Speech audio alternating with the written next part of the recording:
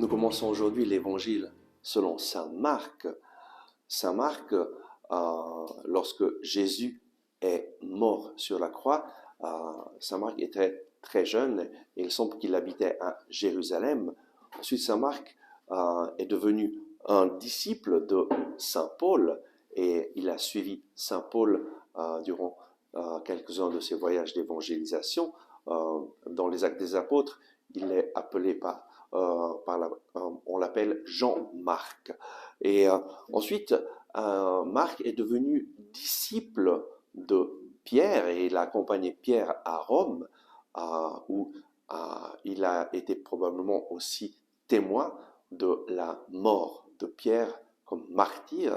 Et c'est lui, Marc, qui, entre les années 60 et 70, a écrit le premier évangile qui a été mis par écrit, l'évangile selon saint Marc. Et cet évangile d'aujourd'hui commence avec ces paroles. Commencement de l'évangile de Jésus-Christ, Fils de Dieu. Commencement de l'évangile. Il y a quelque chose qui commence, et ce qui commence, c'est une bonne nouvelle. L'évangile, la parole évangile signifie bonne nouvelle. Mais nous sommes tellement habitués à cette parole que bien souvent, on entend évangile et ça ne nous fait pas nous réjouir. Généralement, lorsque on entend une bonne nouvelle, ça nous réjouit, on voudrait la raconter à tout le monde. Rappelle-toi, par exemple, lorsque tu t'es rendu compte que tu étais enceinte, si tu es une femme et tu as eu un enfant. Moi, je pense que c'était une tellement belle nouvelle que tu étais heureuse de l'annoncer à ton mari, et ensuite de l'annoncer à tes amis, de l'annoncer à tout le monde. Il fallait le faire savoir. C'était une bonne nouvelle, quelque chose d'extraordinaire. Le Seigneur t'a donné cet enfant. Et nous avons besoin de bonnes nouvelles et nous sommes heureux d'entendre des bonnes nouvelles. Et quand on entend une bonne nouvelle, on voudrait la raconter à tout le monde.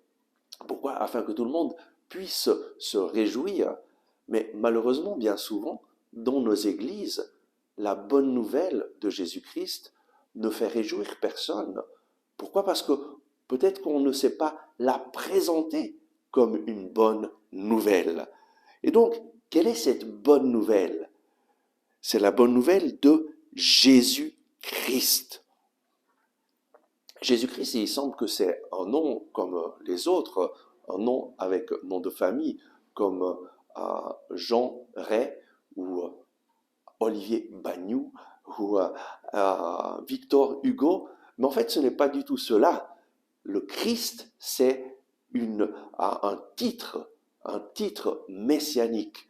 Et donc, Jésus-Christ, qu'est-ce que cela signifie? La bonne nouvelle de Jésus. La parole Jésus signifie Dieu sauve.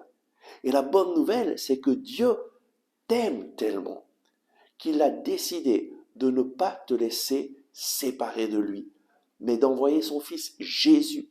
Jésus nous sauve en se faisant homme. Il est venu unir la divinité à l'humanité. Nous étions séparés de Dieu à cause de notre péché, et Dieu s'est fait homme pour te dire, je suis avec toi, je t'aime, je suis solidaire avec tes difficultés, je me fais homme pour partager ta vie. Et Jésus s'est laissé crucifier sur le bois de la croix pour prendre en lui-même tous nos péchés, toutes nos erreurs, toutes nos fautes. Il s'est chargé de toutes nos fautes et les a clouées au bois de la croix. Voilà cette bonne nouvelle. Dieu s'est chargé des conséquences de tes fautes. Il s'est chargé et les a clouées au bois de la croix.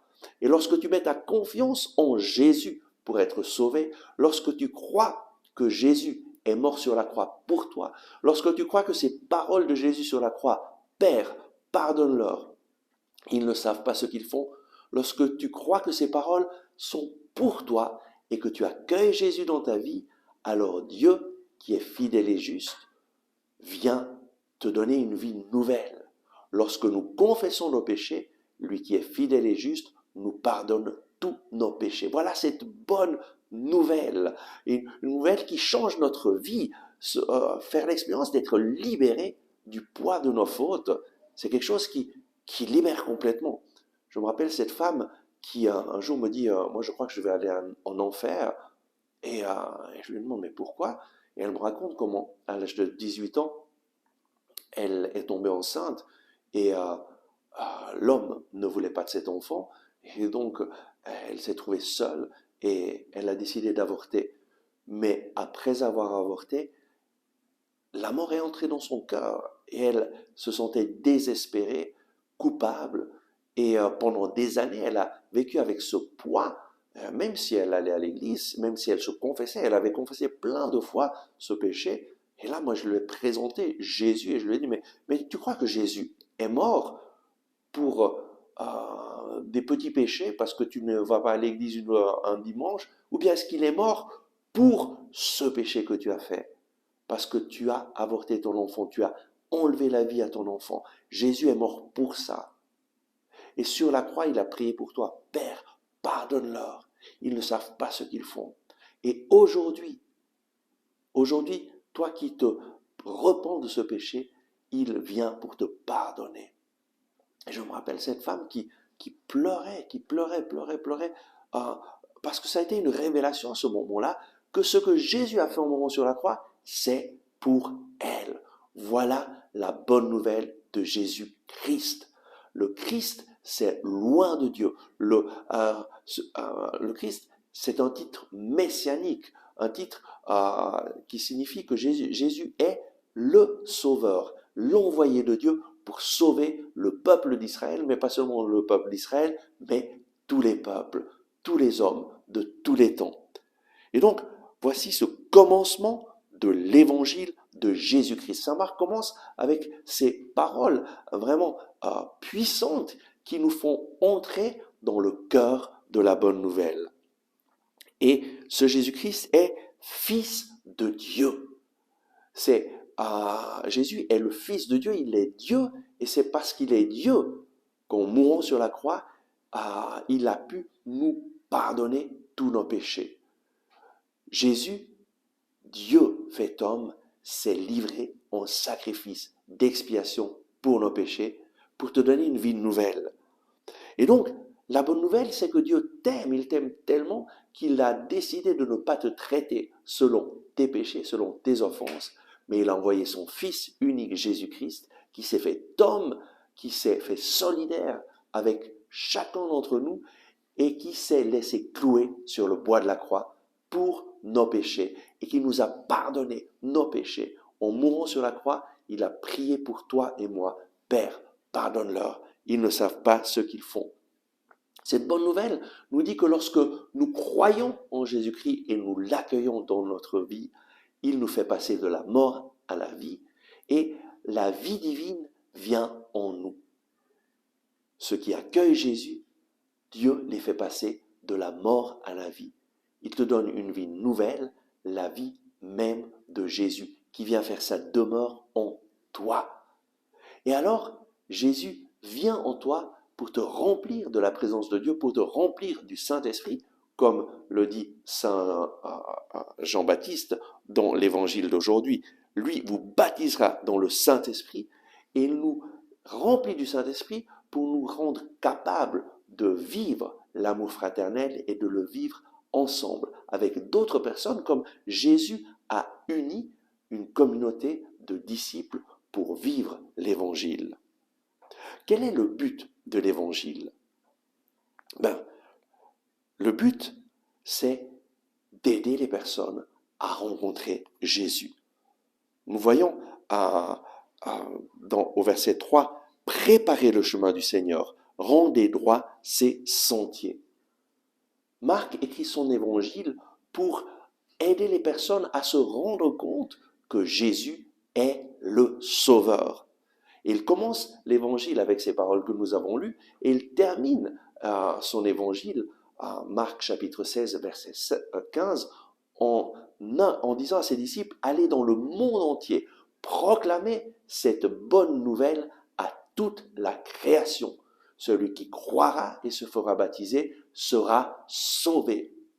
Le but de Marc en écrivant cet évangile, c'est de susciter la foi en Jésus, que les personnes euh, reçoivent ce don de la foi et accueillent Jésus comme leur sauveur et le Seigneur de leur vie. Et nous voyons Jean-Baptiste qui réalise exactement cela. La prédication de Jean-Baptiste, c'est préparer le chemin du Seigneur, rendre droits ses sentiers. Jean le Baptiste proclamait un baptême de repentir pour la rémission des péchés.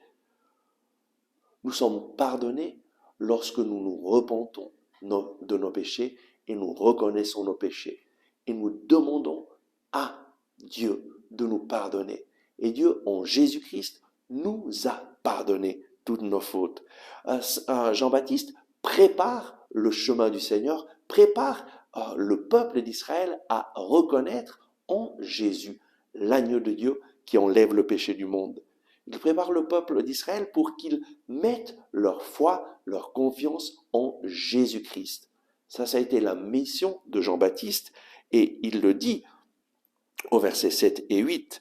« Viens derrière moi celui qui est plus fort que moi et dont je ne suis pas digne, en me courbant, de délier la courroie de ses sandales. Moi je vous ai baptisé avec de l'eau, mais lui vous baptisera dans l'Esprit Saint. » Jean-Baptiste est venu pour préparer le chemin du Seigneur, pour préparer le cœur des personnes à accueillir Jésus dans leur propre vie. Et donc, préparons-nous à accueillir Jésus.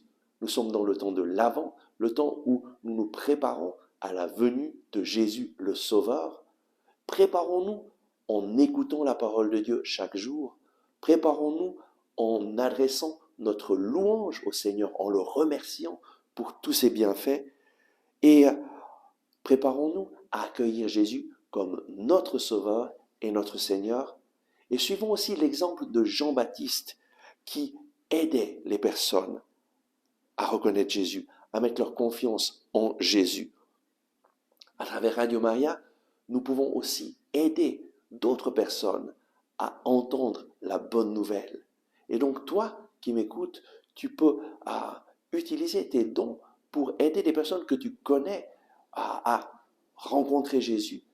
Prends du temps avec ces personnes, écoute ensemble avec ces personnes Radio Maria, présente-leur ce que Jésus a fait pour toi. Et alors, d'autres personnes vont connaître l'amour du Seigneur. Oui, Seigneur Jésus, nous voulons t'accueillir dans notre vie maintenant. Viens avec la puissance de ton amour, nous visiter, nous transformer. Viens, sauve-nous, sauve-moi, j'ai besoin de toi. Et donne-moi d'être un instrument entre tes mains pour aider les autres à te rencontrer. Amen. Merci d'avoir regardé ce message. J'espère que vous avez aimé. Nous nous approchons de Noël et je voudrais vous inviter à nous faire un cadeau. Aidez-nous à atteindre 1000 inscriptions à notre chaîne YouTube. De cette façon, toujours plus de personnes vont pouvoir recevoir la parole de Dieu. Si vous n'êtes pas encore inscrit, inscrivez-vous. Et si vous êtes déjà inscrit, simplement transmettez ce message à des personnes que vous aimez, des personnes qui sont dans le besoin, des personnes qui ont besoin d'être encouragées et invitez-les à s'inscrire à notre chaîne YouTube. Et de cette façon, toujours plus de personnes vont recevoir la parole de vie qui va transformer leur vie. Merci de tout cœur et à tout bientôt.